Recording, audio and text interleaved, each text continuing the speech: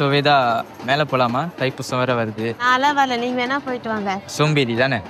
சின்ன வயசுலேருந்தே எனக்கு இதெல்லாம் இன்ட்ரெஸ்ட் இல்லை. தைப்பூசம் வேணா ஜஸ்ட் ஒரு தீபாவளி பொங்கல் அந்த மாதிரி ஒரு ஃபெஸ்டிவல் தானே, இதுல என்ன இருக்கு? தைப்பூசம்னா என்னன்னு தெரியாது, அக்கடச்சு விடு.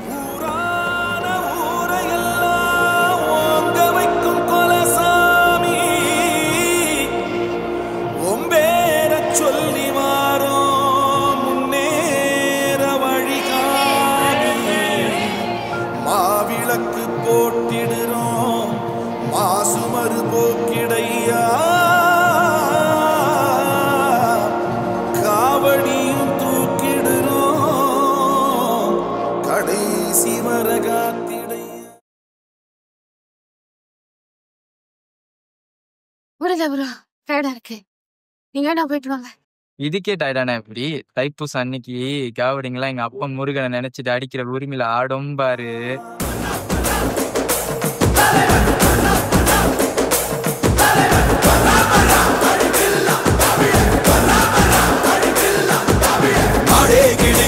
நட்டதுதான் புத்திடுச்சு, நாடும் பறையடிக்க நல்ல காலம் வந்துடுச்சு, குங்குமமும் சந்தனமும் நெத்தி எங்கு ஒட்டிடுச்சு, குட்டப்பட்ட கூட்டம் மீது கோட்டையையும் தொட்டிடுச்சு.